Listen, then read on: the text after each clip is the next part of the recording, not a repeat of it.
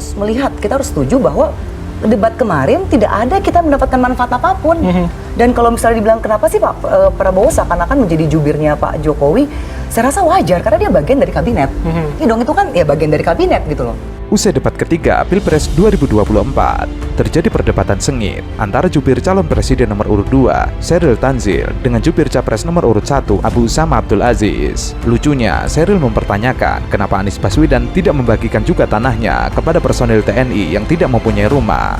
Kontan saja, statement tersebut membuat ancor CNN Indonesia dan narasumber tertawa terbahak-bahak. Saya tidak tahu ya kenapa Anda sebagai anchor dari tadi berusaha meminta kedua orang ini untuk, ya berarti spesifik dong, ini menyerang ini. Itu berarti Anda sudah berasumsi dan berusaha melit opini. Tapi saya mengkonfirmasi kepada Anda. Iya, jadi begini, saya rasa itu situ kan, bukan saya rasa ya, tapi memang jelas statementnya tidak menyebutkan salah satu paslon pun. Dan tadi kalau Mas bilang di Amerika lebih brutal, tapi lebih brutal juga mereka membedah visi misi.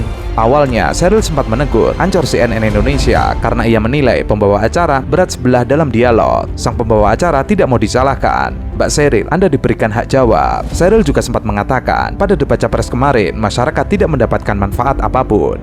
Ia juga mencoba membenarkan Prabowo yang selalu kampanye soal pencapaian Presiden Jokowi. Alasannya, Prabowo adalah bagian dari kabinet Jokowi. Sebaliknya, usai debat Capres 2024 kemarin, Jokowi pun seakan menjadi jubir dari Prabowo. Ia menganggap itu hal yang biasa.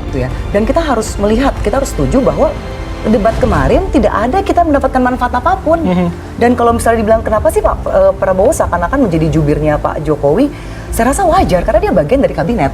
Ya dong, itu kan ya bagian dari kabinet gitu loh. Yang menarik saat membahas isu ketimpangan kesejahteraan anggota TNI, ia mempertanyakan kenapa Pak Anies tidak mau membagikan tanah kepada TNI. Dan kalau misalnya ditanya menyerang pribadi, ya tentunya ada menyerang pribadi. Misalnya gini, ketika dia mengatakan Anda punya tanah sekian luas, sementara begitu banyak anggota TNI yang belum mempunyai rumah. Nah pertanyaan saya, Pak Anies juga punya tanah banyak juga kan? Apakah dia mau merelakan untuk TNI? Dan kalau misalnya Pak Prabowo mau menyerang pribadi, sebenarnya bisa membandingkan dengan bagaimana kinerja Pak Anies ketika menjalankan Jakarta.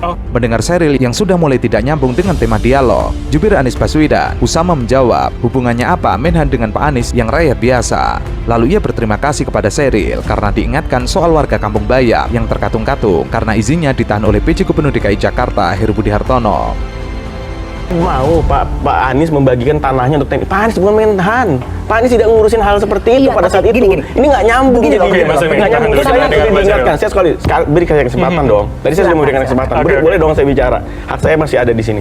Jadi terima kasih juga diingatkan Kampung Bayam, Mbak. Sampai sekarang Kampung Bayam masih belum bisa mendapatkan haknya untuk warga di sana. Pak Anies sudah membangunkan bangunan yang sangat bagus, tapi Pak PJ Gubernur sampai hari ini tidak pernah memberikan kunci kepada mereka. Di sesi terakhir dialog, Sheryl sempat meminta dukungan argumen kepada pengamat politik Ray Rangkuti soal debat Anies Baswedan versus Prabowo. Namun, jawaban Ray Rangkuti malah menohok. Ia mengatakan, panggung debat bukan panggung untuk berjoget-joget. Pak Anies kan mengatakan bahwa karena Anda punya tanah yang besar, sementara TNI banyak yang belum punya lahan tinggal.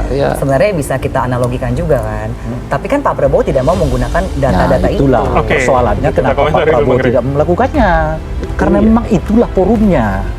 Jadi forum debat itu bukan forum joget. Itu harus kita ketahui itu. Forum debat itu adalah forum saling menanyakan masa lalu orang, klarifikasi terhadap tindakan orang, visi orang, mencocokkan antara visi dengan background seseorang, merasionalisasi visi orang dan sebagainya, termasuk di dalamnya tentu mengkampanyekan sisi positif dari dirinya.